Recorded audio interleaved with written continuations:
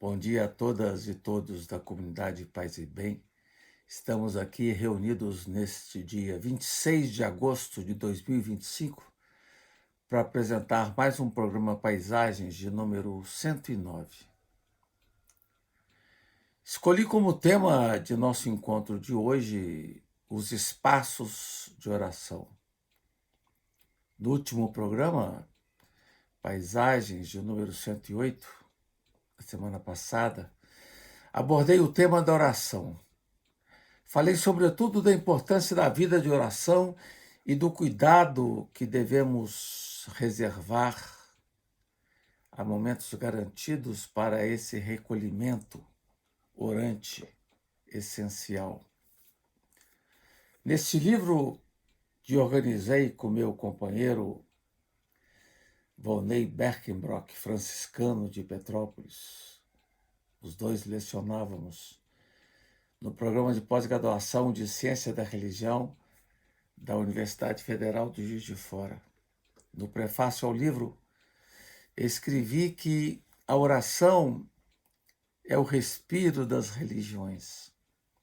Hoje, eu amplio ainda mais a reflexão dizendo que não é só o respiro das religiões, mas a oração é também o respiro da espiritualidade. Tínhamos colocado ali no livro,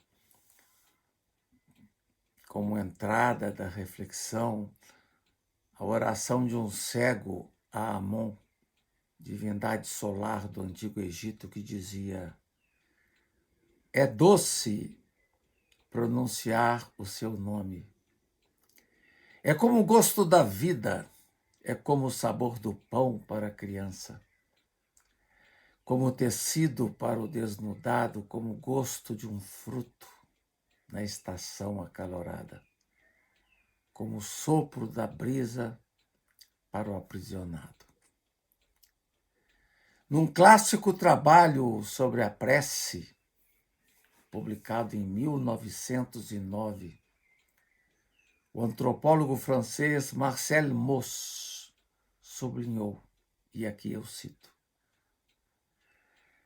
de todos os fenômenos religiosos, são poucos o que, mesmo considerados apenas externamente, dão de maneira tão imediata quanto a prece a impressão de vida, de riqueza e de complexidade.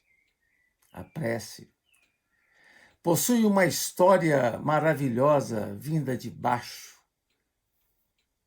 elevando-se até o ápice da vida religiosa. Toda oração, dizia o antropólogo, é um ato e é também um movimento. Mesmo quando desprovida de palavras ou de gestos, a oração é sempre dinâmica na medida em que envolve uma atitude da alma. Mais do que um simples rito oral, a oração é um rito total, abarcando a totalidade do ser humano. É com a integralidade de seu ser que o fiel se coloca diante do mistério da alteridade, de um mistério que é gratuidade e transcendência. E Marcel Mauss dizia que toda a oração tem uma dimensão social, coletiva. Você pode estar ali rezando solitariamente, como eu faço cotidianamente. Essa minha oração tem uma dimensão universal. E você imaginar que, assim como você se recolhe para fazer oração, pelo mundo todo, quantas e quantas pessoas estão também recolhidas, fazendo suas preces, expressando uma sinfonia interreligiosa da prece.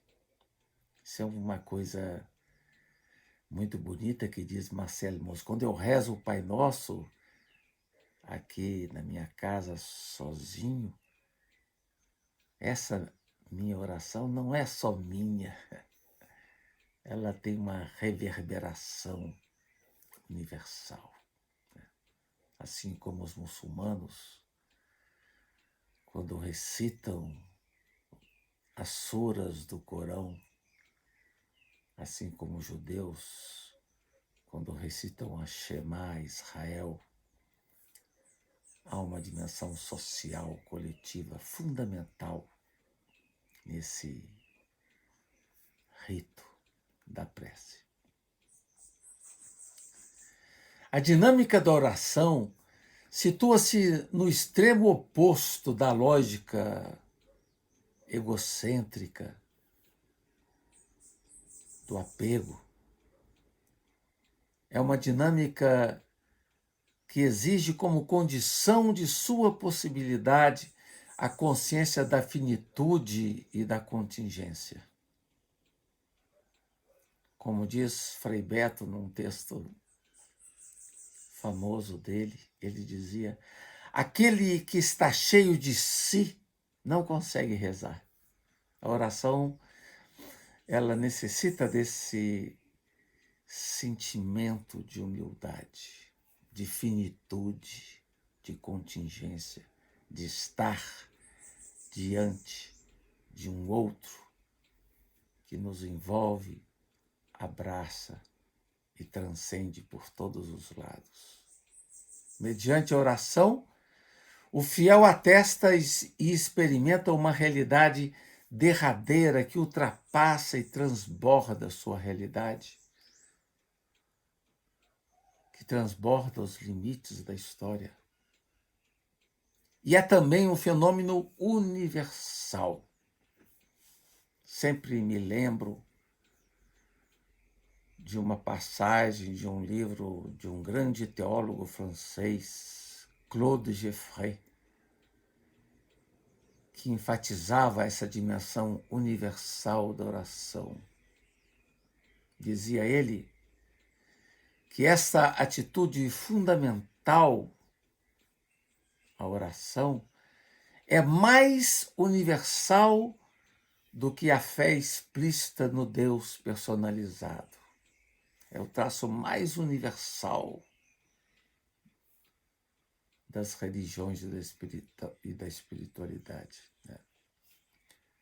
Não existe tradição cultural desprovida da presença desse sussurro multiforme que se eleva ao mistério incógnito, o impulso de ultrapassagem que anima os seres humanos. Na visão do singular filósofo do judaísmo, Abraham Heschel, a oração traduz o apego máximo.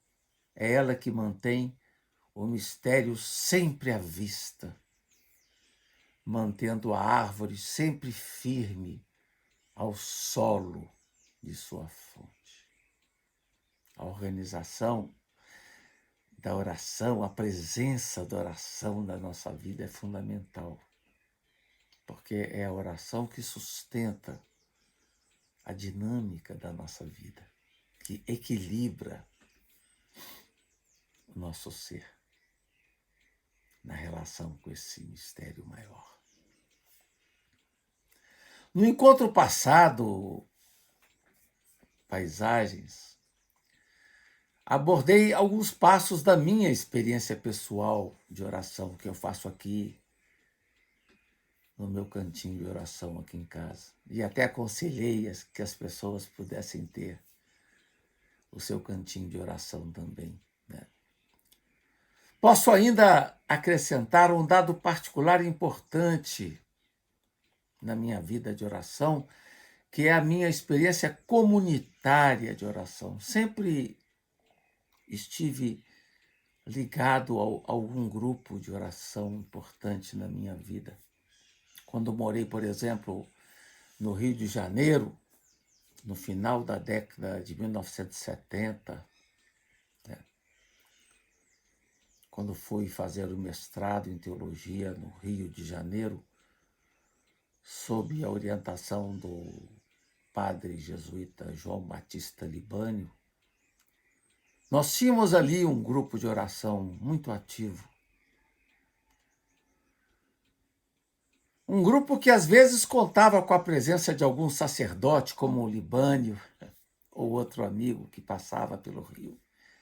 Mas na maior parte das vezes reuníamos ali nas casas das pessoas, reuníamos amigos para rezar juntos, numa prática semanal, às vezes quinzenal.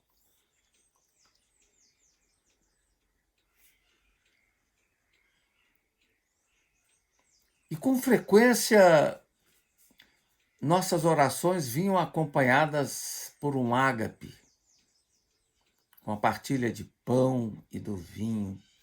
Eram momentos generosos, singelos, de partilha, de oração e de afirmação de uma sintonia comunitária. Isso durou alguns anos. Lembro-me também, com muita emoção, dos eventos de oração presentes nos encontros intereclesiais das comunidades eclesiais de base. Orações criativas, originais, muitas vezes firmada com apoio do ofício das comunidades, esse livrinho precioso, né, que anima a vida de oração de tantas pessoas amigas. Eu tenho até hoje aqui a dedicatória do meu livro de Ofício Divino que eu ganhei de presente do Marcelo de Barros em agosto de 1994. E que ele começava dizendo uma frase de Santo Agostinho: saltério meu, alegria minha. Rezar os salmos é uma grande alegria. Então, nos intereclesiais de SEBS, os momentos de oração na manhã, no final da tarde, eram momentos singulares. Eu nunca me esqueço do encontro do Intereclesial de SEBS de Duque de Caxias, numa celebração organizada pelo Núcleo do Nordeste, que tinha uma bigorna na celebração, e que se faziam preces e depois se tocava a bigorna e se cantava com emoção um refrão maravilhoso, pedindo perdão a Jesus. Perdão ao Deus clemente e misericordioso. Uma oração ali que envolvia mais de 2.000 pessoas. Esses momentos de oração dos intereclesiais marcaram muito a minha trajetória. E essas experiências de oração comunitárias se irradiaram pelo Brasil afora, nas pequenas comunidades de periferias, nas cidades ou no campo, sempre regida pelo ofício divino das comunidades. Esse ofício nasceu como uma tentativa de enculturação da liturgia das horas, numa versão mais simplificada, com 2 orações por dia.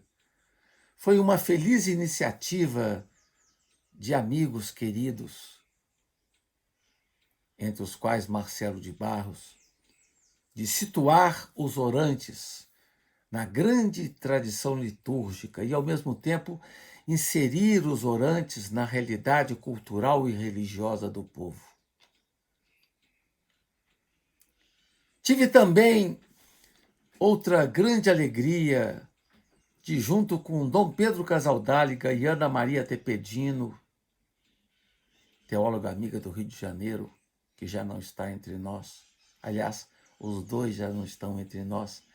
De participar como assessor do 7º Seminário Nacional de Assessores de Nível Militância da Pastoral da Juventude, em 1990, em Goiânia.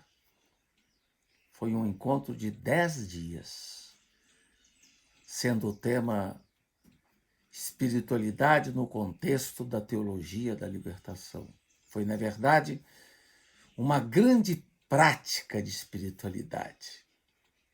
No decorrer do seminário, os participantes foram descobrindo a riqueza dos salmos e a estrutura do ofício das comunidades, enquanto instrumento importante para desenvolver uma espiritualidade mais sólida. Eu me lembro que depois do encontro, o coordenador da Pastoral de Juventude Nacional, Padre Boran, me convidou para gravar alguns dos salmos do ofício das comunidades. E eu o fiz com muita alegria, junto com meu irmão violeiro, Domingos Teixeira. Nós gravamos, a pedido da CNBB, alguns salmos do ofício das comunidades e gravamos no estúdio do maestro Jaime Allen, que atuou por 30 anos junto com Maria Bethânia. E a PJ criou esse livrinho aqui, né? Oração Jovem, que apresentava para os núcleos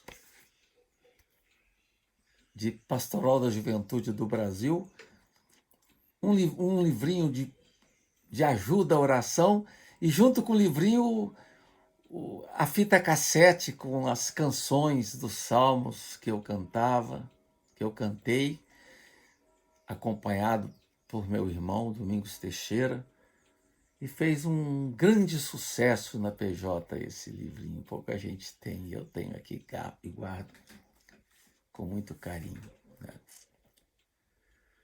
Depois, já em Juiz de Fora, eu trabalhei um bom tempo na PUC do Rio e na Universidade de Santa Úrsula, e voltei para Juiz de Fora depois de fazer um concurso em 1989,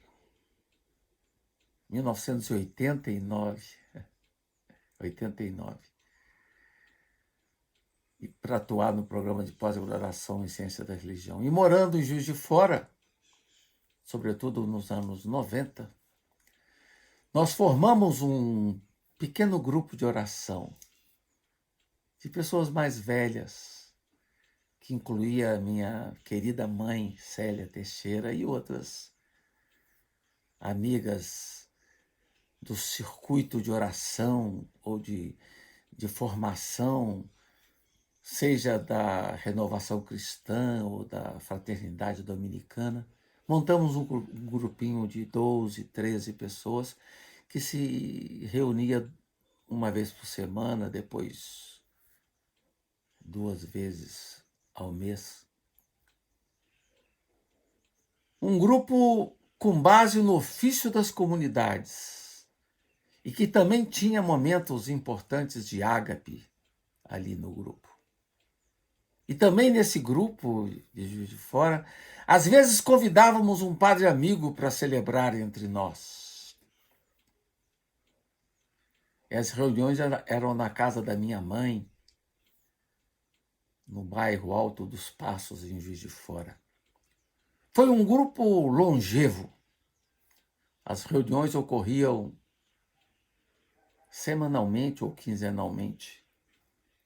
Para vocês terem uma ideia, o grupo se iniciou no final de 1999, a pedido de uma amiga querida que tinha atuado em Conceição do Araguaia e que estava com câncer. E ela então solicitou deu a ideia de formarmos um grupo de oração. Começou em 1999 e o grupo durou até o início da pandemia, em março de 2020. Então, essas experiências de oração, sejam individuais, sejam coletivas, foram e são fundamentais na minha vida e eu queria partilhá-las com vocês. Agradeço a todas e todos que estão me ouvindo. Agradeço também ao Felipe Albani, que cuida da parte técnica. Uma linda semana para todos. Paz e bem.